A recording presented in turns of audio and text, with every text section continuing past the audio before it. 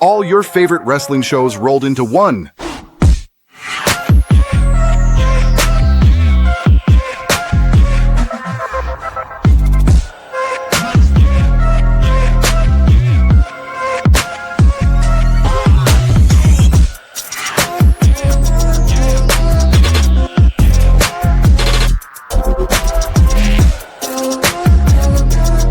Welcome to the We Book It podcast. Let's start the show.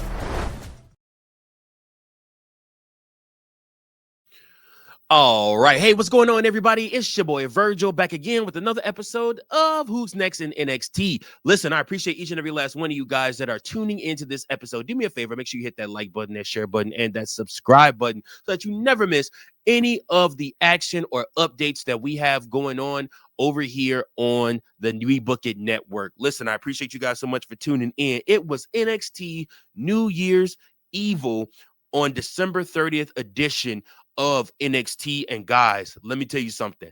Blockbuster doesn't even begin to depict exactly what went down on this episode of NXT.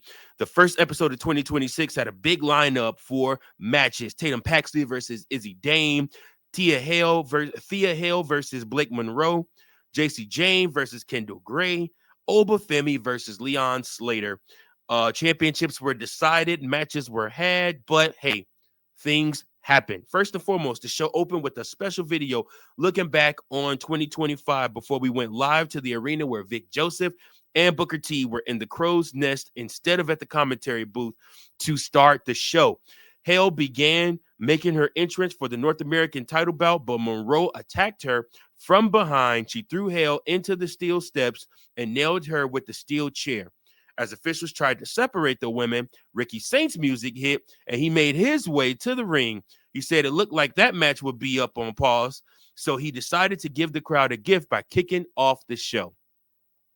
In true Ricky Saints fashion, came out cocky as hell. The crowd booed and chanted names at Saints as he spoke about being the biggest star in NXT. He said, no matter who leaves with NXT Championship tonight, he is winning it from them. This wasn't a bad promo, but it was incredibly generic. It was almost like you could predict exactly what he would say. Saints oozes charisma, but pre-written promos don't help his shine at all. So that is a problem with Ricky Saints. We love the fact that he came out and did what he had to say, had said what he had to say about the match. But like I said, I mean, we understand Ricky Saints is in NXT for the long haul, apparently. So next up, we have Tatum Paxley versus Izzi Dame. So after a break, we go to the grudge match between Paxley and Dame. The former Culling teammates have been waiting to get their hands on each other again since their last encounter, which Dame won at NXT Deadline. Dame took control early while talking lots of trash. She threw Paxley from corner to corner, but she went to the well one too many times and ended up a crab in the corner. The crowd chanted for Paxley as she began to take over. She began to focus on Dame's knee a bit, but also hit a nice rolling leg drop from the apron. Dame yanked her onto the top rope to begin the upper hand as the show went to a commercial. Neither side had gained control when we came back from commercial. They traded back control back and forth several times, so it didn't become clear who would win until the close at the end when Dame failed to pin Paxley multiple times before taking her out of the ring with a brutal spear through the ropes and sending her into the steps. Paxley recovered, hit a 450, followed by her finisher for the pin and the win. And Tatum Paxley defeats Izzi Dame. Ava frantically told the production crew to play the video of Dame and Paxley before the break since their match had been moved up due to Monroe taking Hail out. She also told Monroe to get out because she was banned from the building, which is to come into play later. Paxley has a unique character, but it feels like WWE doesn't know how to get the most out of it. She needs more growth, but the match itself was good. Next up, we had Jacy Jayne versus Kendall Grey. The NXT Women's Championship was on the line when Jacy Jayne defended against the current Evolve Women's Champion, Kendall Grey. Sinclair Fallon, Henley, and Lainey Reed were at ringside to support their respective allies. Grey scored the first takedown and Jayne took a moment to breathe before they locked up again. Immediately, Grey took her down into an armbar, but the champion grabbed the bottom rope to break the hold. These two did some catch can wrestling, Texas catch can wrestling, back and forth between the two. This was a high energy match that made both competitors look like future stars. It really worked well to make this a highlight of the show. Henley and Reed got involved to cause a distraction and break up the armbar, but Grey recovered and locked it back in. Jayne escaped, and with a little help from Henley, she hit her finisher for the win. This wasn't the ideal ending. Everybody thought Kendall Grey was probably going to come out on top and become your new NXT Women's Champion. However, she did not. Jacy Jayne holds on to the belt.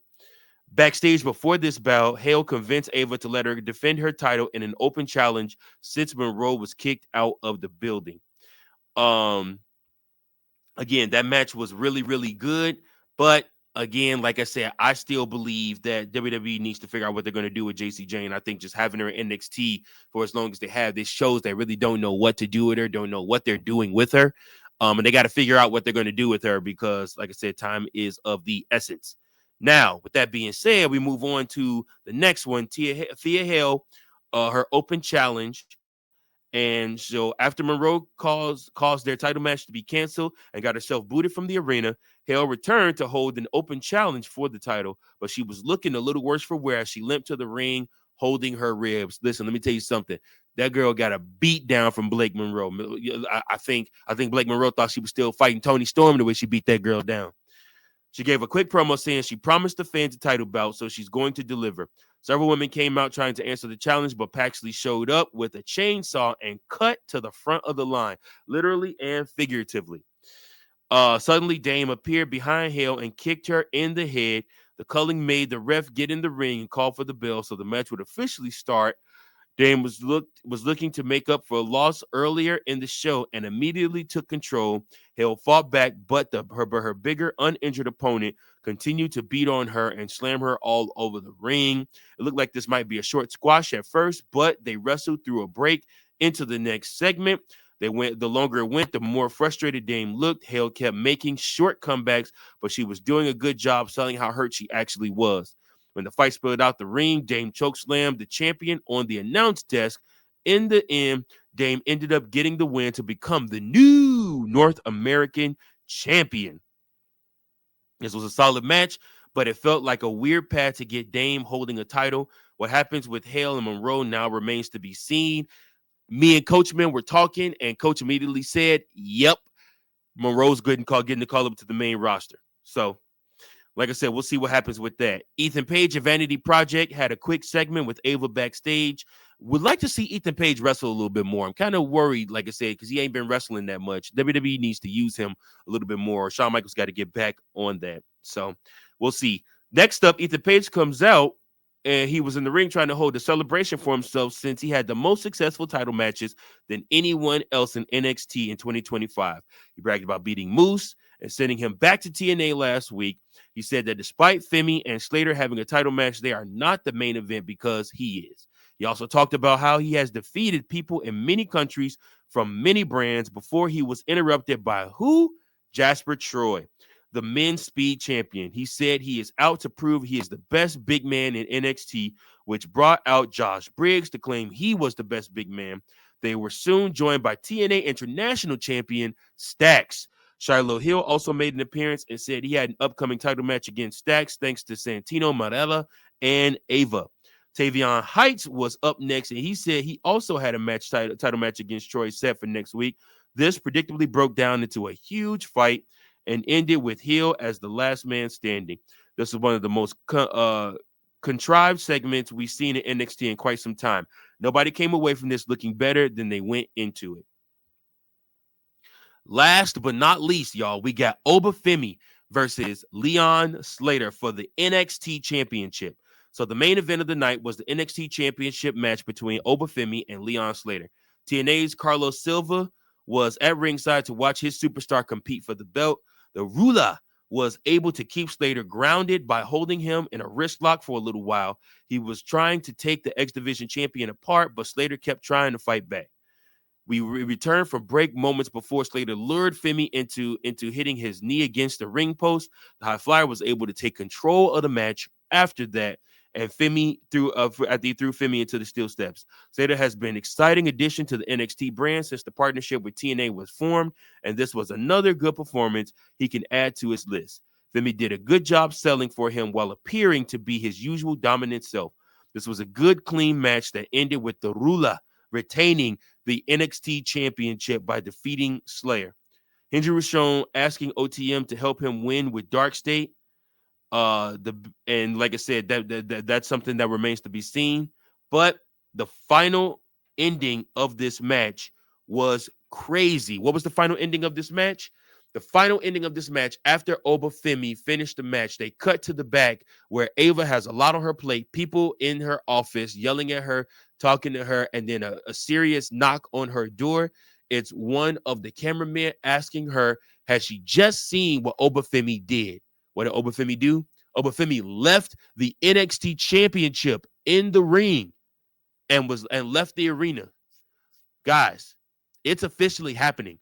Oba Femi, I believe, is being called up to the main roster. He was my pick on last week's episode of the Sunday Night Stunner. I said I'm excited. I didn't know when Oba Femi was going to get called up, but I love the fact that he didn't drop the belt to anybody.